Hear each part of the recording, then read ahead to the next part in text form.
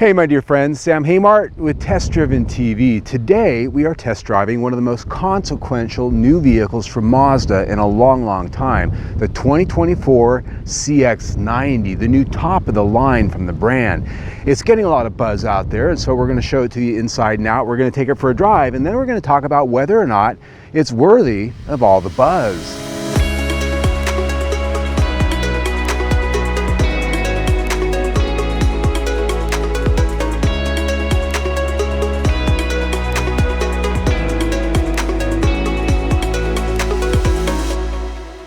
As I did mention from the outset, the 2024 Mazda CX-90 is really one of the most consequential new vehicles from the brand in a very long time. And that's because over the last decade, they've been really sort of raising the bar and trying to become a bit more of a premium luxury brand. And this is the first new vehicle that really walks that talk. And by that, I mean, it's got an all new chassis architecture that plays with the big boys, Mercedes, BMW, with a front-mounted engine, rear-wheel drive architecture layout. Now this does have all-wheel drive, but it's a longitudinally mounted engine, just like some of those aforementioned Germans. And this engine, as you can see on that big emblem on the side, is an inline six, another big step towards luxury over V6s or four-cylinder turbos. And we'll get to a little bit more about the engine in a moment. But if you look at the vehicle, it's got a definite rear-wheel drive stance. The front axle is pushed way forward ahead of the cabin, and as you pull out and look at the rear three-quarter view in that way, it has a very athletic stance.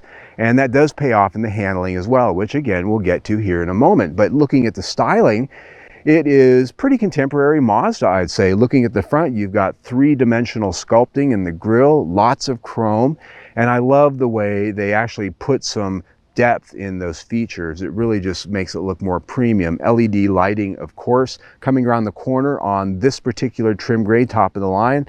It has 21-inch machine face alloy wheels. Now we are on the top of the line unit pricing at about $62,000.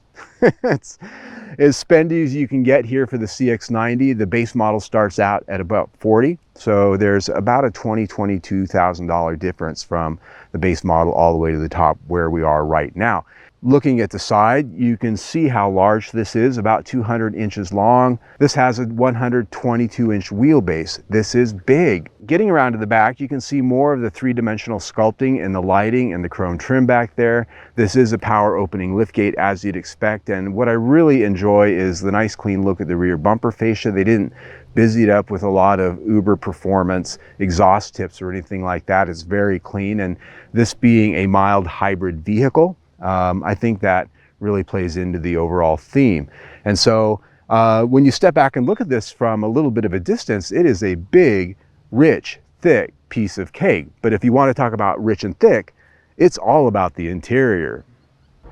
The interior of the CX-90 is a place that's got a lot going on in terms of design and material selection. Honestly, I can't decide if I'm looking at something that's mid-century or something that's maybe a bit of a knockoff of a contemporary Volvo. Maybe a little bit of both. My first instinct when I sat in here and looked at the wood and the chrome trim and some of the design flourishes, I thought 1958 Pontiac, right? Well, maybe not quite that crazy, but they've really gone an extra mile here to give you something that's different. The cloth pattern across the dash has a bookbinding stitch across it.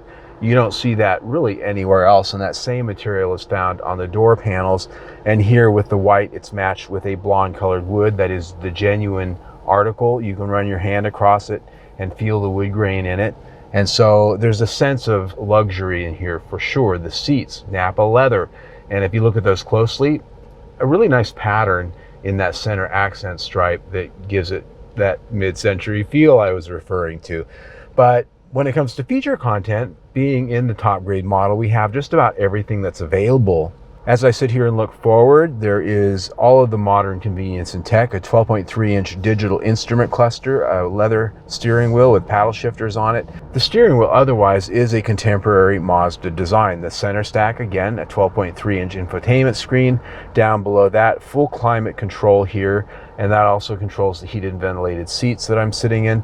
And down below that, wireless phone charger and a nice little cubby so that you can lay that right there in sight. And right below that, a nice flat, wide center console with an electronic toggle shifter, drive mode selector, and some nice cup holders here off to the side.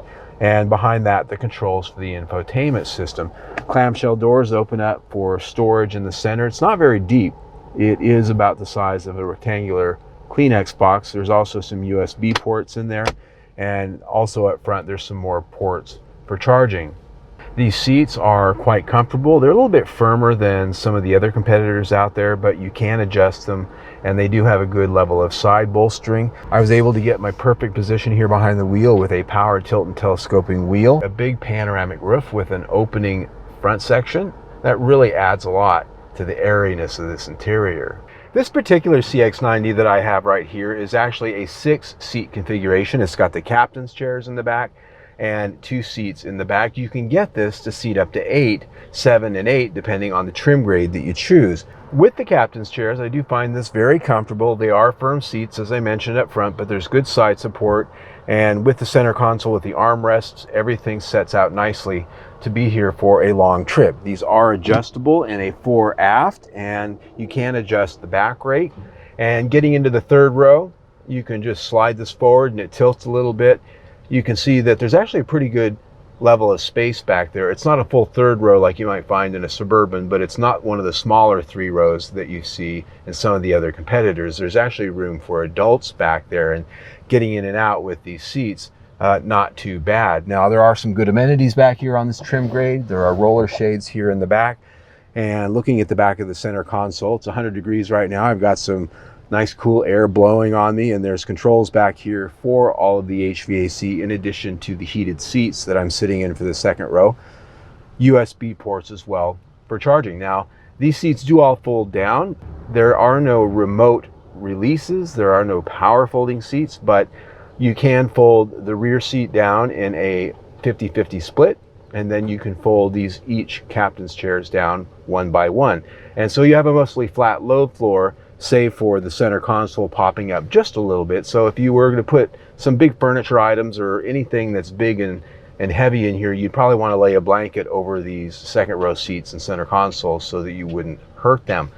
Underneath that rear cargo floor is a little bit of a storage tray that's got some nooks and crannies in it, as well as some of the tools you need to change a tire, and you will be, because underneath that is a spare tire. They didn't cheap out on that here, which is always a good thing in an SUV.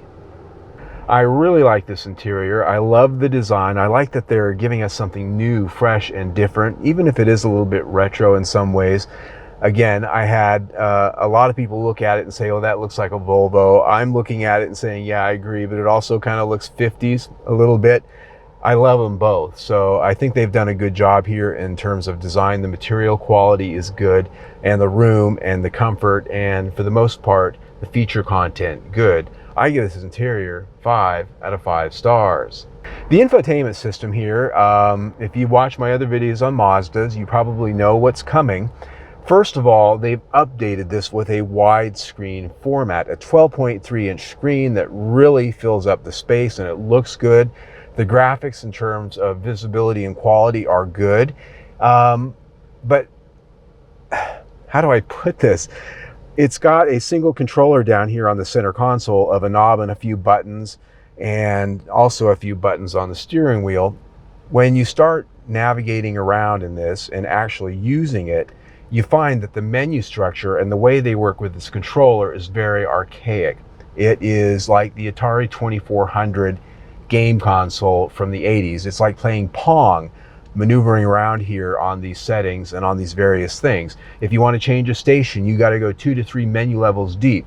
If you want to change any of the settings, any of the navigation, the information, if you want to access anything, it's at least 2 spins, 2 button presses, and it's 2 menu levels down, and it's 4 and 5 menu levels down for many of the things that contemporary touchscreens and other competitors let you tap, tap, tap, and you're done. And so behind the wheel, this is certainly not something you want to be messing around with very much. It's just not that well done. And I said that when this first came out over a decade ago, and they really haven't improved it at all, aside for adding a few extra features. It does have Android Auto, Apple CarPlay, those are wireless. The audio quality from the Bose Audio is excellent. That's good once you get the station picked and get your audio set up. It takes a few minutes. Once you get there, you're going to be happy with what you hear. It does have the wider screen so you can see better. It even has a 360-degree monitor, but using it, is still like going back to the DOS prompt and the Atari 2400 playing Pong. The system gets 4 out of 5 stars. All right, my friends, now it's time to take a drive. And if you watch my videos, you know the very first question I always like to ask is, how does it go? So I'm going to come to a complete stop. We're out here in the absolute middle of nowhere, nobody around. And I've got this in sport mode. And go. It's got a nice sound. And 60. It's definitely got that nice inline 6 thrum to it. So you might have seen the 0 to 60 time there. Keep in mind that's not scientific. We are out in 100-degree heat, the air conditioner's on for my comfort. So that might be a tick slower than what you've seen in some of the other reviews out there. I just put that there for my own information and yours too, as they seated the pants. That said, what's under the hood? We've got a 3.3 liter turbocharged inline 6, 340 horsepower and 369 pound-feet of torque. Now, this is a mild hybrid. It has an 8-speed automatic transmission with a 48-volt electric motor sandwiched between the transmission and the engine, and a small battery that's actually under my seat on the bottom of the vehicle. And that actually gives a little bit of a boost to the engine here and there. It does some regenerative braking, and it really smooths the transitions when this engine is turning on and off with its auto start-stop system. So what do I think about it? Well, I've spent a week with it, driving it around town. It's got a wonderful thrum to it, and the idle start-stop isn't that bad because we do have that big electric motor in there that's helping to smooth that transition. Now, power, 340 horsepower and 369 pound-feet of torque is nothing to sneeze at, but it's a pretty heavy vehicle, so it doesn't quite move this thing with the snappiness that you might expect hearing that figure. That said, power is still good. Mid-range, listen to that. Woo! It's got a beautiful sound. It's an inline 6. That's what you get. You get smoothness and you get refinement that you don't get with a V6, especially with a 4-cylinder turbo.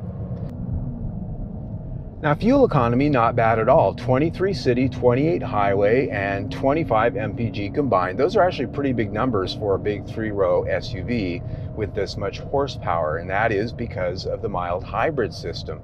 And unlike a traditional full hybrid that you can definitely tell when things are changing and going on, running on electricity or the gas engine or both, here you wouldn't even know it's a hybrid unless somebody told you. There are no emblems on it. You don't really feel that happening when you're driving around. It's why they call it a mild hybrid. It's really there to give this thing just an extra bit of efficiency when you need it. And to that, I got about 25 miles to the gallon with it in my week of driving with the air conditioner on. So it meets what's promised on the window sticker. So all in, this is the enthusiast's powertrain. Do I have wishes for things for it to be better? Yes. It does kind of get a little bit rough when you really push it hard. It is smoother than a V6, but it's not quite all the way there in the level of refinement that you might expect from Mercedes and BMW. They can still do a little bit of work there, I think. Outside of that, very well done. 4 out of 5 stars. In terms of chassis ride and handling, well, this is another area where Mazda has really started walking the talk of the enthusiast luxury vehicle. It has a dual wishbone front suspension that's a little bit more technically superior and more precise than just a strut suspension, and at the rear a multi-link independent rear suspension, and of course the aforementioned all-wheel drive. Steering on this has a really nice light feel. Even on sport mode, they didn't overly make it heavy. And on a back road like this right here with some curves in it, it does offer a pretty good level of communication given the class that we're in. All right, so I'm putting a little bit of a qualifier on it. Out on the freeway, it's pretty quiet. Even with these large 275 width tires, our freeway noise came out to 59.6 decibels, which is about average, and very little wind noise. So the one thing I would point out is that around town, I did find that going over bumps and rougher pavement the suspension tends to crash and it really tends to make a lot of noise. A lot of it's being unforgiving and harsh on some of the rougher surfaces has to do with these large wheels and low profile tires. Perhaps if you got into a lower trim grade with a higher sidewall, it wouldn't quite be as severe. But here, I do find that when the going gets rough, the going gets rough. The actual ride itself is pretty firm, though at speed like this, there's just a little bit of float. So there's just a small amount of compliance there that gives you a little bit of movement. But when you start throwing this around in a curve and putting steering inputs in, it does get sharp and it does get firm pretty quick. So overall, this is a chassis that definitely has an enthusiast feel to it. If you spend a lot of time on windy roads, you're going to be happy there. But every day in living with it, it does get a little bit rough around the edges when you're not on perfectly smooth pavement. This chassis gets 4 out of 5 stars.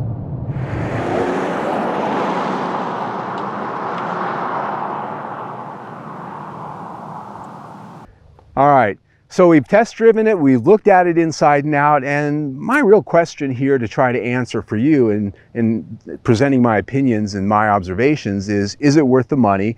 Does it finally walk the talk as a luxury vehicle? And so let's talk about competitiveness and value. $62,000 fully loaded, about $40,000 for the base model. That's a pretty big gulf. A lot of vehicles, you know, especially the Germans, have a nice base price and you can spend almost twice as much if you option them up. And so for a fully optioned vehicle here, topping out at 62, if you look at some of the luxury competitors in this field, BMW, Mercedes, Lexus, Infiniti perhaps, Volvo, you're going to start seeing price tags that are actually a little bit higher on balance, especially if you equip it similarly. And not very many of the competitors out there offer an inline 6. Mercedes does, BMW does, but beyond that, not very many. And so there are some format basics here that you get for the price that make it a bargain. But when you start looking at things like when you move into those luxury brands, you tend to get a feeling of solidity, a feeling of quality in the overall structure of materials that here tends to be a little bit more mainstream down on the Mazda middle class level. And we talked about that a little bit in the test drive with rattles and squeaks, and you slam the doors. They're not necessarily the most solid sounding doors when you slam them, that kind of thing.